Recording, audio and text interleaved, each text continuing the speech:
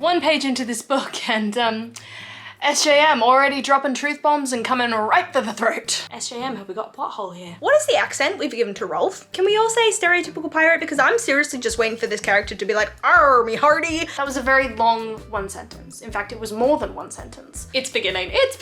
Everything that could possibly go wrong goes wrong. Selena, the badass assassin, has arrived. I've got goosebumps. No hiding your identity, hey? No fake names, no masks, no hiding, no, nothing, no. We're going with Selena. Okay. Slap a bitch, it'll make it all better. You can't be being nice for any kind of good reason. There's got to be something going on here. I am mad. I'm so mad. I forgot about that. I don't know why. That's just made me really teary. No matter what they did to her, they could never take that away. She would not break. My name is Selena Sardothian, and I will not be afraid. Hello, I'm Beth Joey. This is a video. This is a book. Let's get into it. House of Flame and Shadow officially came out a couple of days ago, and it was upon that happening that I realized that I can't read that per my own rules until I make my way through my Sarah J Maas reread project, at which I'm up to this. I've read 2 books in like the 17 or something books that there are out there. I've read 2. We're gonna get our skates on, we are gonna get started on this reread project, and I'm gonna be picking up the Assassin's Blade. The formation of this whole project was that I wanted to refamiliarize myself with the whole world ahead of House of Flame and Shadow's release. I knew that that wasn't gonna happen when I hit like December last year and all I'd read was 2 books, Throne of Glass and Crown of Midnight, I think. So now it's just all about reading the rest of these books as fast as I can so that I can finally get to the new release before, you know, the next book, whatever that is, comes out. I think it's gonna be ACOTAR number 6. But anyway, if you don't already know, if you've been living under a rock, The Assassin's Blade by Sarah J Maas is a book in the Throne of Glass world.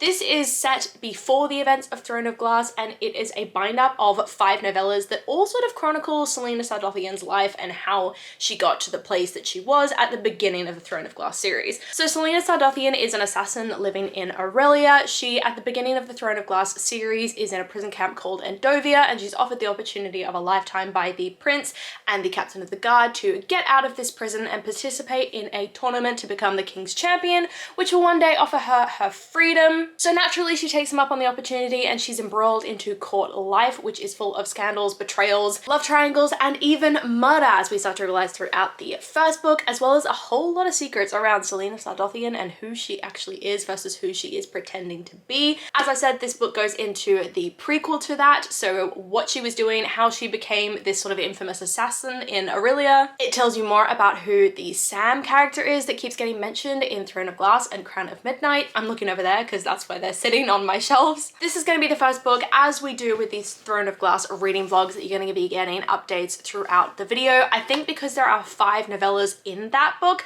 I'm going to do an update at the end of every novella, and that should be it. But first, I've got some life admin to do. I've got to drop off some books at the library that I've already read, pick up some new ones. I now have a ridiculous library pile going, so my next vlog, whatever that comes out, is going to be making my way through that list, but I'm gonna get this on audiobook and listen to it as I go to the library to drop off those books, pick up my new ones, and then we're gonna crack straight into the Throne of Glass world and spend some more time with Selena Sardothian. Unfortunately, this is my least favorite book in the whole series, so hopefully this is a quick one.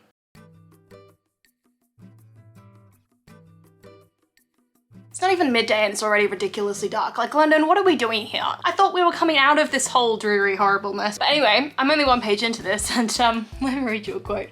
"Perhaps if you hadn't been reading all night, you wouldn't be so exhausted," snapped the young man seated across from her. 1 page into this book and SJM already dropping truth bombs and coming right for the throat. Oh my god, I miss Selena's logic so much. Like, if someone is bothering you and they know things you're not supposed to know, just kill them. No big deal, easy peas. The foreshadowing. Oh my god, the things that you only notice on the second read. Seriously. In my head, I'm just imagining Sam as like the straight-laced smart one and Selena as like the unhinged crazy one. If you've ever seen the movie Hot Fuzz, I'll put the cover of the movie poster up on the screen for you. If you've ever seen that movie, the dynamic that's in my head is the dynamic of those 2 characters, because it's just like, it feels very on point and it is making me laugh so much every time these 2 characters interact. It's amazing. Just, if you want to have more fun with Sarah J Maas and with this book in particular, because you know you don't love it as much as the rest of the series, just imagine their dynamic is those 2. It's so much more entertaining. Okay, potential plot hole discovered.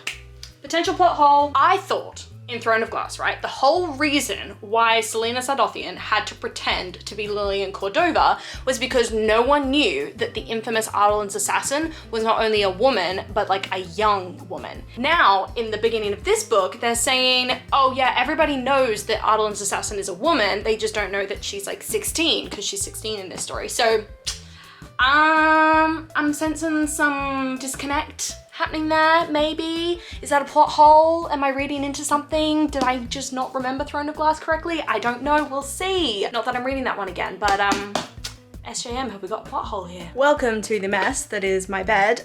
One question. What is the accent we've given to Rolf? Can we all say stereotypical pirate? Because I'm seriously just waiting for this character to be like, "Arr, me hearty," and then we'll have a complete character here for you. Because Elizabeth Evans, what are you doing? What was the choice here? What are the decisions being made to make him sound like a stereotypical pirate that could genuinely, without question, say, "Arr, me hearty"? I'm questioning things. Let's just say. I swear you're getting a tour of just like different angles of my bedroom as I change position every 5 minutes while I read this book because I cannot get comfortable. But anyway, now for a more serious update. Not that this is anything more than the one sentence updates that I've been given already, but it's a bit more of a serious one sentence. And that one sentence is that I love that this whole story feels like a bit of a introduction to the rebellion that Selena started to lean towards. Like the introduction to the slavery and how wrong she thinks all of it is, and how that then leads her to the rebellious actions that she takes throughout the rest of the story. It's like an intro to Selena's morals that lead her to rebellion. I'm really enjoying that. That was a very long one sentence. In fact, it was more than one sentence. Let's get back to reading this book. I am only in the first story, and I'm enjoying it more than I did the previous books, which worries me because my whole personality is like, I hate this novella, but it's actually not so bad at the moment. The first one's good. Maybe that's because I understand the role that these characters play later on in the series. I don't know. I'm gonna get back to reading. I'm seeing the flirting. The flirting has begun. The flirting has begun. Sam has blushed at the idea of running away with Selena. It's beginning. It's beginning. Oh, I love this little romance that they have, but also, if it's beginning, it means it's ending. Let's not think about that. Let's keep reading the book. I'm thinking Rolf is really dumb. Like, he's giving Selena so much information that could be used to escape Pirates Bay separately to the slave thing that's happening. Why would he give her that information? He clearly doesn't trust her. That is what I'm not understanding about this whole deal. Like, Rolf, you're an idiot. Clearly, you can see what's happening here. Book one done, The Assassin and the Pirate Lord. I actually really enjoy this more than I think I have previously, and I think part of that is because I am more familiar with the characters involved in this story, having read the full series. And that is not me recommending that people don't read this book until you've read the whole thing, because I think this book could mean more to you once you read like Tower of Dawn, Kingdom of Ash kind of thing, because things tie together a bit more. But for me, with the kind of person that I am, I like to know how a character is going to get involved before I fully get invested in them. So I'm enjoying this more reading it now than I did when I read it before Kingdom of Ash and Tower of Dawn. The Assassin and the Pirate Lord. I mean, Sarah J Maas is forever going to be an absolute queen when it comes to writing those battle scenes that really keep you on the edge of your seat, because she always begins them with everything that could possibly go wrong goes wrong, and then your hero just has to try and figure out how to come back from that and reel it back in and take back control over the situation, which makes for a really intense battle scene where you're really interested and motivated to find out all the ways Selena is going to get out of the various situations that have just exploded around her. I also like that this is an intro, obviously, to Selena as a character, her love for excess, how full of herself that she is, and how that kind of makes her unlikable, but also incredibly lovable, because when you understand the backstory of her and who she is, you just can't help but be like, oh, that's just a quirk, we'll go with it. I love the intro to Sam and the little budding romance that begins at the beginning of this book. They're definitely in this sort of blushing, side-eyeing kind of stage at the moment, but the vulnerability that both of them show in this first book alone is amazing. So I'm looking forward to seeing more of them throughout the rest of the novellas. All in all, I had a good fun time. It was interesting to read, having read the full series and understanding how these characters come into play later on, and being more invested in them and seeing those foreshadowing moments and seeing how those situations play out later on in the series. My thing is just, I like to know how a character's gonna end before I get fully invested in them, and that stops me from crying and being emotionally destroyed. But I'm fully expecting that by the time we get to Kingdom of Ash, I'm gonna be in tears just like I was the last time I read it. Anyway, I am going to get stuck into the next book, which is The Assassin and the Healer. And if I'm right, Irene is in this book. Irene is in this book, and oh my god, I love that character, and I'm so excited to interact with her again and to see Selena interacting with her and just watch that relationship blossom before another relationship blossoms later on. Okay, I'm gonna go read that book. I'll check in with you in a bit.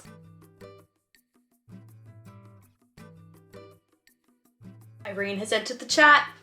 Irene has entered the chat! Irene hadn't seen her face yet, though she'd caught a glimpse every now and then of a golden braid glinting from the depths of her black hood. Irene has entered the chat, and we're about to see her interact with Selena. Let's get with it. It's interesting. I think the first book, The Assassin and the Pirate Lord, is like an intro to the world and the power dynamics at play in Selena's life, and then obviously her and her relationship with Sam and the heroics, I guess, that she kind of represents. But then the second book is like an intro to the horror that is present in her world. The relationship with her and Arobynn and how toxic and horrible it is, and how, you know, she introduces him as a bit of a mentor in the first book that looks after her and trains her, and she's the protege. But in the second book, there's like little hints, The Assassin and the Healer, I think it's called. There's like little hints about how he beats her and he tortures her and he forces her to do things that she would never want to as like punishment for betraying him, or what he sees as betraying him. So yeah, I'm finding it interesting, not having finished obviously this second, The Assassin and the Healer, and it's a very short one, so it's not going to be many updates on this one. But yeah, I'm finding it interesting how each novella seems to have a very specific purpose, which again,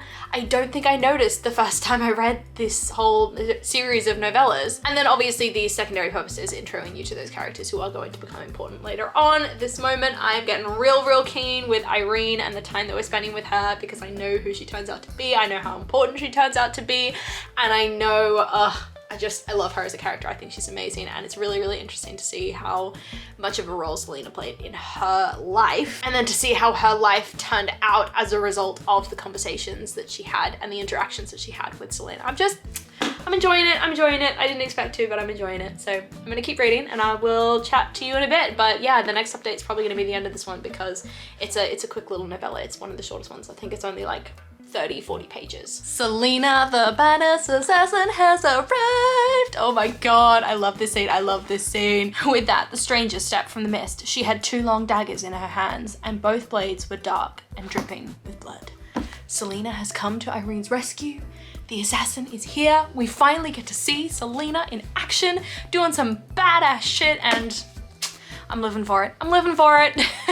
New update. I'm seeing a softness in Selena that we never get to really see before, and I'm really enjoying it. Selena's just like, she's identifying with this young girl who has clearly lived a difficult life and isn't living the dream that she wanted and that her mother wanted for her, and she's looking after her. You can understand why she invokes such dedication from the people that are connected to her, you know? You can understand why Selena invokes such loyalty from her followers, because she looks after them when she can. Anyway, I'm having a moment, so I'm gonna get back to reading. My favorite quote in this book so far, in response to Irene saying to Selena that she needs to teach the defense tactics to another barmaid that she works with, Selena says, "If you get the chance, teach it to any female who will take the time to listen." And I just love that, because that's just, it feels important, you know? It feels really important that Selena is rooting for the women, and she is, you know, saying we need to work together and, you know, support each other and help each other defend ourselves. And I think it was a really nice moment, and a really nice moment of vulnerability between Selena and Irene that I really liked, and it made me tear up a little bit. I don't know why, but that one line made me tear up a little bit. Anyway, this is a much more like not sad, but like meaningful, I guess, novella than the first one. The first one was like a bit of fun and heroics and drama. This one feels just really deep and, you know, like women supporting women, and I like it. I'm really enjoying it, and it's making me a little bit emotional. And I'm clearly enjoying this novella series more than I ever did previously, and that probably is because I'm actually connected to these characters this time. We are losing light and Ben is making me a drink, so go Ben. But I am here to say that I have finished the second book in this novella series, which is The Assassin and the Healer, and I loved it. I've got goosebumps. I felt myself getting a little bit emotional. Not quite tear-inducing emotional, but emotional nonetheless. It is really seeing the softer side of Selena and seeing the hopeful side for this world. Like, there's a line at the end that says, Selena prayed Irene Towers wasn't foolish enough to tell anyone about the money. Prayed Irene Towers seized her life with both hands and set out for the pale-stoned city of Antica. Prayed that somehow, years from now, Irene Towers would return to this continent and maybe, just maybe, heal their shattered world a little bit. I mean, that line just makes me a little bit emotional, because knowing how the whole series continues and knowing Irene's role in the series, I mean, she does what Selena prays that she would do, and my eyes are watering, which means I'm probably gonna cry when I go off camera. I don't know. Maybe I'm just emotional and tired, but this novella hit me a little bit because it was the softness to Selena. It was the hope that Irene sort of induced in her that you didn't really get to see previously. It was the support of, you know, Selena teaching Irene how to defend herself and making Irene's dream come true, and the knowledge that it's going to, you know, she's going to be paid back for that one day. And it was really nice. It was really beautiful. I really loved The Assassin and the Healer. It was a short little one, but I think it had the most emotional impact out of any of the books, not having read the next three. So next up, before I start crying, next up we've got The Assassin and the Desert. I'm going to start reading that one and I'll update you in a bit. But yeah, I'm loving this way more than I did the first time, which is really, really good, because I think I'm just more emotionally connected to the series this time around. And it's destroying me a little bit. So I'm going to get back to reading and I will update you when I have some thoughts.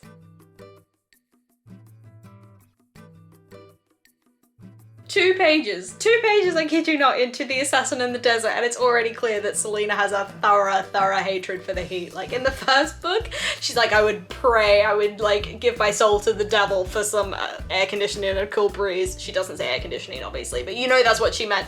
And then in this next one as well, she's like, oh, the miserable heat. It invaded every pore of her, made her head throb and her bones ache. The muggy warmth of Skulls Bay had been nothing compared to this, what she wouldn't give for just the briefest of cool breezes.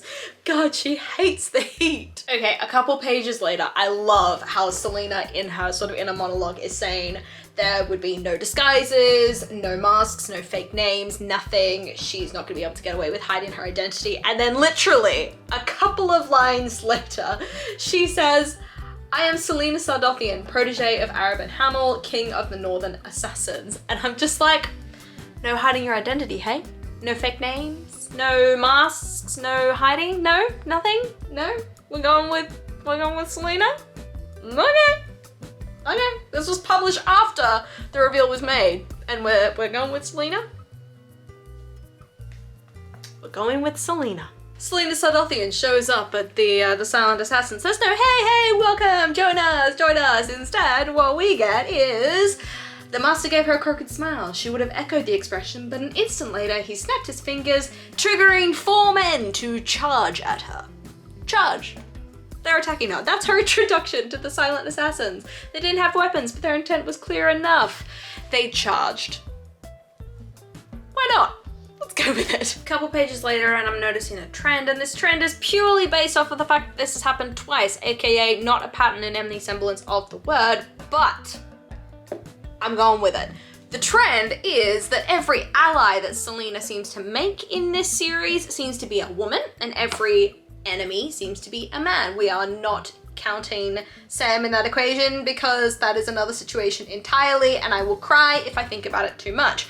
But Pirate Lord, enemy, dude. Irene, healer, ally. Ansel, I think her name is, also a Silent Assassin recruit kind of thing, seems to be an ally. Might be a pattern. Might be a pattern. Probably isn't, but might be. Let's keep reading. Admittedly, I've now finished The Assassin in the Desert, and that is because I got the audiobook for this and I spent the entire time listening and filling out my reading journal and creating my reading journal. So I've got this lovely spread for January. I'm not artistically inclined, so this is as good as I could do. And then tracking like the days that I'm reading through this sort of like Gantt chart kind of thing. And then the last one is just like, these are my, like every time I read a book, I put the cover there. I fill out my 1-sentence review and that goes there. And then there's a couple like key stats that I track for each book and those go here. So I've been filling that out in this reading journal for January because I'm massively behind. It's now February and I need to get my shit together. But anyway, I've now finished The Assassin in the Desert, and this definitely isn't my favorite in the entire Assassin's Blade series, novella, whatever it's called, binder, but I do appreciate the sort of character growth, I guess, that we get with Selena Sardothien. She becomes a little bit more understanding. She becomes a little bit more forgiving of flaws than she has been previously in the other two novellas. She learns a style of like brutality and assassinating people, I guess, that is more balanced, or learns a style of fighting for herself that is more balanced than what Arobin Hamel has been teaching her. So she's learning a style that's less corrupted and more in tune with like nature and animals. And I like the way that that's written and visualized through the story, and that she's learning different fighting techniques from the animals that are around her, like snakes and rabbits and that sort of thing. So I really enjoyed that. I really enjoyed the bond and the friendship that she built with Ansel, and then it goes into obviously like the betrayal of some relationships that she makes throughout this story. And I think forcing Selena to deal with a friendship that is way more complicated than she initially thought it would be makes her more of a full character, and I guess gives her that element of jadedness that carries through into Throne of Glass and Crown of Midnight, where she doesn't automatically assume that people who she befriended are always going to be there for her. She kind of questions them, and I think that's all because of Ansel and what happened here. But yeah, I really enjoyed this story. It was definitely a mix between the slower pace of the second story, The Assassin and the Healer, and the faster pace of the first story, The Assassin and the Pirate Lord. There were those dramatic sort of battle-like scenes, but then there were also those slower, like almost training montage kind of moments, which I really enjoyed. That is The Assassin and the Desert. So next up we have The Assassin and the Underworld, but to be honest, I'm pretty set on finishing off my reading journal tonight, and this particular one I think is the one that's gonna destroy me. So I don't really want to read that right now. So I'm probably gonna watch my new favorite obsession, which is Criminal Minds, which is a super, well, not super old show. I'm really showing my age by saying it's super old, but it's a show that I never watched previously, and at the time people had flip phones. I'm obsessed with that now. It's on Disney Plus, so I'm gonna be watching that while I fill out the rest of my reading journal, get that all sorted and beautified. Maybe I'll do a flip through at some point. I don't know, probably not in this vlog because that's not really the intention, and I need to edit these clips, so I'm gonna do that, and then I will continue with The Assassin's Blade tomorrow, finish this book, round out this vlog, and have this ready to go for upload on Tuesday, because if you can't tell, this is one where I went, shit, I'm supposed to be uploading a vlog on Tuesday and I had nothing to sort, so I was like, what's an easy one where it's just like one book and that's it, and this is that. So anyway, you don't need to know about the logistics of everything. I'm gonna go continue with my reading journal. Please ignore my dirty wardrobe that you can see in the background here. I didn't realize that was open for the entire clip. Anyway, I'm gonna go continue with my reading journal, and I will update you tomorrow once I've read more of the novella that I know is going to destroy me. Morning. It is Sunday. I've now finished putting on my makeup, if you can't tell. I just got out of the shower, so my hair is looking like a bit of a mess, but it's been really unhealthy lately, so I need to just let it air dry rather than trying to use any heat on it, because my hair's falling out and I do not need that when I'm getting married in 6 months. Anyway, I'm just here to say it is Sunday morning. I'm just about to pick up The Assassin's Blade again, so let's get stuck into the rest of this reading vlog, and I'm going to hopefully finish this book today because this vlog really needs to go out on Tuesday and I need time to edit it. So let's crack straight into The Assassin and the Underworld. I swear to God, you know that when a hero starts the novella, the book, whatever, in a really, really good place, everything's going well, she's got the power that she needs, she's got a method to escape, you know that shit's about to get get started. Shit's about to happen, and that is the vibe I'm getting, and it's making me really tense. Officially seen an interaction between Arobynn and Selena for the first time, and all I can think is, what a dick. But like also, wow, the amount of power and control he has over her. But seriously, what a dick.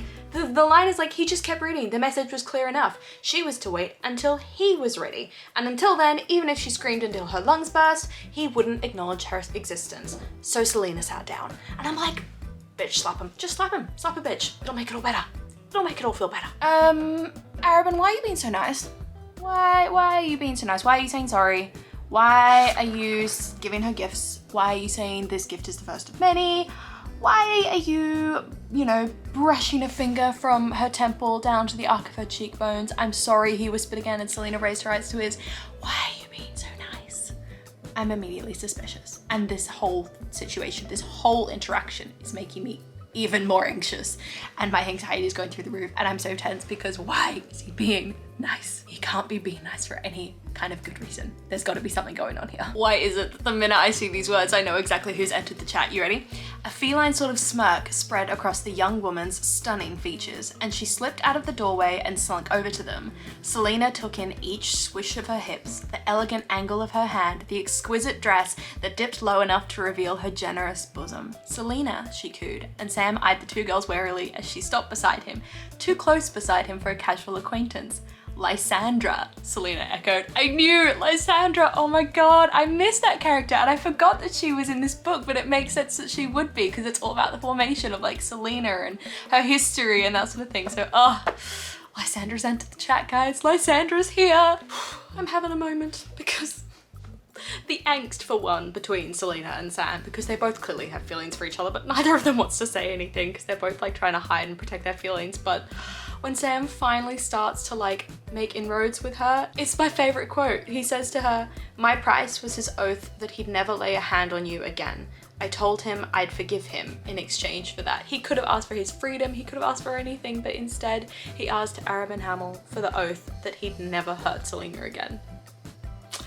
This man's just too good for this world. He's just too good for this world. Hey, firstly, I'm loving the really young and like tentative flirting that is happening between Selena and Sam right now. They both clearly and very cutely have feelings for each other, but they're also like trying to hide it from each other because none of them wants to be the vulnerable one to admit it first. But that's my thoughts so far. I just wanted to come in here to say I've just been for a walk with Ben. We decided we needed to get some fresh air because neither of us had really been out much this weekend. And I went to Waterstones and I picked up a book. And so I wanted to do a very, very brief haul. And that is to say that I've picked up Bride by Ali Hazelwood, which per my own like records wasn't supposed to come out until the 6th of February, which is a Tuesday because, you know, Classic Tuesday, that's when all the books come out. And today's the 4th of February. So I got this 2 days earlier than I was expecting, and I am really, really looking forward to picking this up. But yeah, we went over to Greenwich Market and we had a couple of ciders at the sort of local Spoons, which is, if you're not from the UK, like just like a local pub where you can get really cheap drinks.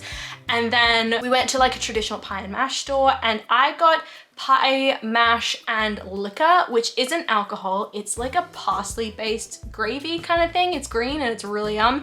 Whereas Ben got like pie, mash, and gravy, and we both had a steak and an ale pie. So it just felt very, very like classic English. And yeah, now I am back reading more of this book and prepping myself for the crying that I know is gonna happen in the next 100 pages or so, because I know how this novella ends and I'm not ready for it. So let's keep reading and let's pray that it doesn't emotionally destroy me too much. Oh my god. After seeing how moved Selena was by the music at the performance that they went and saw, Sam went and bought her the sheet music because he saw that she loved the music and she couldn't replicate it. So he bought her the sheet music and he left her a note saying, "Try not to stain them with your tears when you play. It took a lot of bribes to get these." That's adorable. Oh, everybody needs a Sam in their life. Sam is finally at his wit's end with Selena and I am living for it. Listen to this. "Well, I care what you think of me. I care enough that I stayed at this disgusting party just for you. And I care enough that I'd attend 1,000 more like it so I can spend a few hours with you when you aren't looking at me like I'm not worth the dirt beneath your shoes. I don't want to be with Lysandra or anyone else for hire, and you're a damned fool for not seeing it." Oh, Sam. I have to share my fangirling. Oh my god. Okay, So Sam has just revealed that he's leaving and she wants to convince him to stay, and she's like, why can't you let it go? And he says, because I love you, he repeated, shaking her again. I have for years, and he hurt you and made me watch because he's always known how I felt. But if I asked you to pick, you'd choose Arobynn, and I can't take it. And then she's like, you're a damned idiot, she breathed. You're a moron and an ass and a damned idiot. Because of course it's Selena. He looked like she had hit him, but she went on and grasped both sides of his face. Because I'd pick you. And then she kissed him. That was so cute. That was so cute. Oh, it was beautiful. Beautiful. So much of me wishes that this story ended here. You know, it says, Sam saying to Selena, I love you, and from today onward, I want to never be separated from you. Wherever you go, I go, even if that means going to hell itself. Wherever you are, that's where I want to be, forever. I kind of wish that the story ended there. I know how the rest of this series goes, and I know how beautiful it becomes, as well as how heartbreaking it becomes, but I don't know, the person in me that just really wants Selena to have happiness wants the series to end there, and that would make me really happy. But alas, we have one more novella to go. So I have just finished The Assassin and the Underworld, I think it's called, and just about to jump into The Assassin and the Empire. So Selena has officially separated herself from Arobynn, officially paid off her debt, paid off Sam's debt too, so they both are free people. She's got her new apartment, she's moving in there, Sam's moving in with her. Everything seems perfect and right in the world. It did make me a little bit emotional when I found out that Arobynn had actually bid on Lysandra and won the bidding, because obviously knowing how the relationship between Selena and Lysandra kind of ends in this series, it just kind of horrified me to know that Lysandra had been put through a night with Arobynn. But I don't know, again, this book was amazing. It's definitely slower. The first two books in this series of novellas are definitely the fast-paced ones, and the rest of it are really like the proper development really happens in terms of the plot and this whole overarching story that kind of goes through about how Selena turns into the assassin that she became. But yeah, I don't know, it was fast-paced, it was interesting, and it was very revealing in terms of Arobynn and his relationship with Selena. He's kind of positioned in the first book as like this mentor that you don't really know anything about. He's very mysterious. And then as you get to the third and fourth and finally the fifth novella, you find out just how horrific and horrible he is. So yeah, it was very, very revealing in that sense. And now we are going to be stepping into The Assassin and the Empire. And I thought The Assassin in the Underworld would be the one where what I know happens, but it's the last one. It's the last one. So we're gonna end this vlog with me probably wanting to cry. I don't know yet if I'm gonna cry, because obviously I know what happens, so some of the suspense isn't there for me in the same way it would have been the first time I read this series of novellas. But yeah, I don't know. It's gonna be an emotional read. So I'm gonna get into the final novella, and then this vlog will end and we'll all be sad together.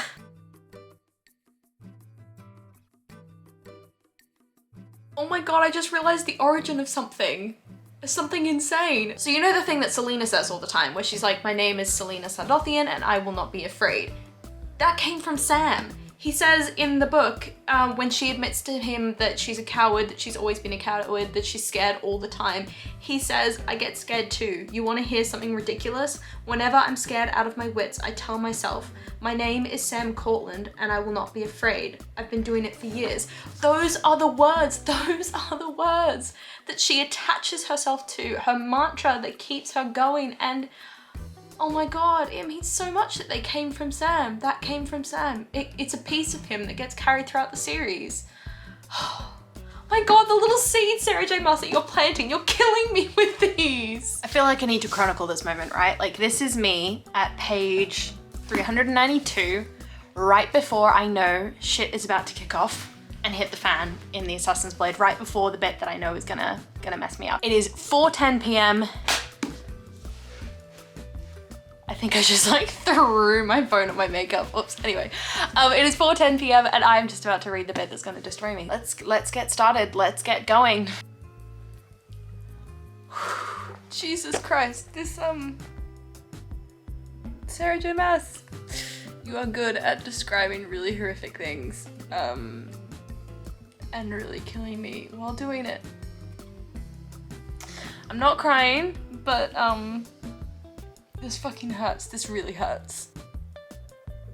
Oh, okay, no, I have to read this. This is killing me. She knew the day was drifting along because of the shifting light on the wall of the bedroom. She knew the world still passed by, unaffected by the death of a young man, unaware that he'd ever existed and breathed and loved her. She hated the world for continuing on. If she never left this bed, this room, maybe she'd never have to continue on with it. The memory of his face was already blurring. Had his eyes been more golden brown or soil brown, she couldn't remember, and she'd never get the chance to find out. Never get to see that half smile, never get to hear his laugh, never get to hear him say her name like it meant something special, something more than being Adelin's assassin ever could. She didn't want to go out into a world where he didn't exist, so she watched the light shift and change and let the world pass by without her. Oh god, now I am crying. Oh god, okay. Okay, let's keep reading. And try not to fall apart. Oh, I am mad because Arobynn Hamel, oh my god, it is basically confirmed in this book that Arobynn betrayed Celaena. We all know that. Everybody who knows the Throne of Glass series knows that Arobynn betrayed Celaena. But when Rourke Farren, the guy that tortured Sam to death, asks Arobynn why he betrayed Celaena, he said, and I kid you not, while looking at her wagon, carting her off to Endovia to the years of hell that she's just about to suffer, or year I think of hell that she's just about to suffer, he says to Rourke Farren, I kid you not, because I don't like sharing my belongings. He did all of this because of some stupid fucking, if I can't have you, no one can.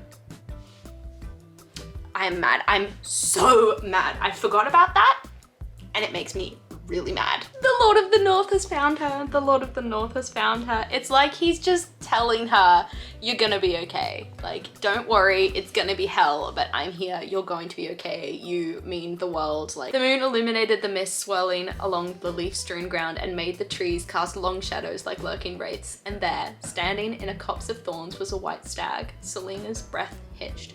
Gods above, one of the guards whispered.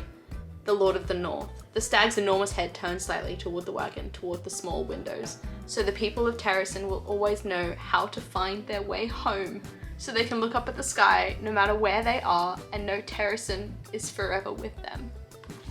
Terrasen is with her. I don't know why, that's just made me really teary. She's just gone through hell.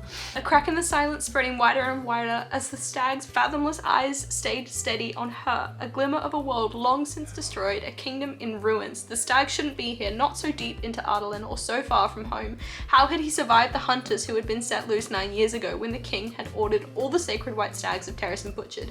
And yet he was here, glowing like a beacon in the moonlight. He was here, and so was she.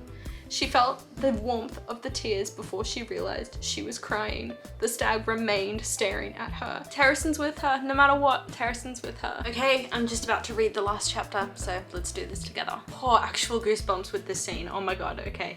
You got this, girl. You can do it. She would go into Endovia, go into hell, and she would not crumble. I love that. She would tuck Sam into her heart, a bright light for her to take out whenever things were darkest, and then she would remember how it had felt to be loved when the world had held nothing but possibility. No matter what they did to her, they could never take that away. She would not break. God, this is killing me. My name is Celaena Sardothien, and I will not be afraid. Last line, let's go. Celaena Sardothien lifted her chin and walked into the salt mines of Endovia. And Beth Joey bawled her eyes out. Oh, that book destroyed me, that book. 5 stars. I don't know why I didn't like it the first time I read it. I think this time I just felt way more connected to the characters, way more connected to Celaena, because I know what she's gone through in the rest of the series, and I know how these characters come into play later on in the series, and I know how important everything comes together. So having this formation, I think, means a lot more having finished the series. I know I've probably said all of this earlier in the vlog, but to sum up my thoughts, I think this was 5 stars. Obviously, Sarah J Maas has brought me to tears, as she's known to do, and this book was amazing. It was just, it was incredible. I really, really loved it. I loved having the formation of these characters. I loved the way Sarah J Maas was able to write, you know, this innocence that we began the book with, and the fun and the rebellious streak that Selena had when she thought that she could do this and there would be no consequences, and then the sort of devolving of that through the rest of the book as she realized what the consequences would be, and she faced them, and having the betrayal confirmed. I'd forgotten that happened in this book, so that made me really mad, as you saw from the clip, and just seeing her strength, you know, by the end of the book just made me cry, and it was beautiful and I loved it. So this is 5 stars. I hope that you have enjoyed this video. I hope that you have enjoyed this reading experience. I think from this point on, any book that I read in the Throne of Glass series is going to make me cry at some point, because they all deal with really intense subjects from kind of this point on, and we start dealing with character losses and that sort of thing. So yeah, it's going to be an emotional journey from here on out, but hey, we've got some ACOTAR thrown in there as well, which, you know, we've got some more romance in there, so that should be nice. And then we'll finally make it to the Crescent City world, and I'll finally get to read House of Flame and Shadow. But for now, I hope you enjoyed this vlog. Let me know down below if you've read the Sarah J Maas series. I really hope you have, because there are so many spoilers, and there are going to be so many spoilers in this vlog series. But let me know down below if you've read the series and what your favorite book by Sarah J Maas has been. Sorry, Ben is yelling out there because he's gaming with his friends, so they're like getting really into it. But anyway, or just let me know what you're reading at the moment, loving it, hating it, all that kind of thing. Come and chat to me in the comments down below. I love talking to you guys, and I do my best to reply to every single comment. I really, really hope that you enjoyed this video, and if you did, please do let me know by liking, subscribing, and hitting that notification bell all down below. It's a super, super easy way to help my channel grow, and I will see you lovely people in my next video. Bye!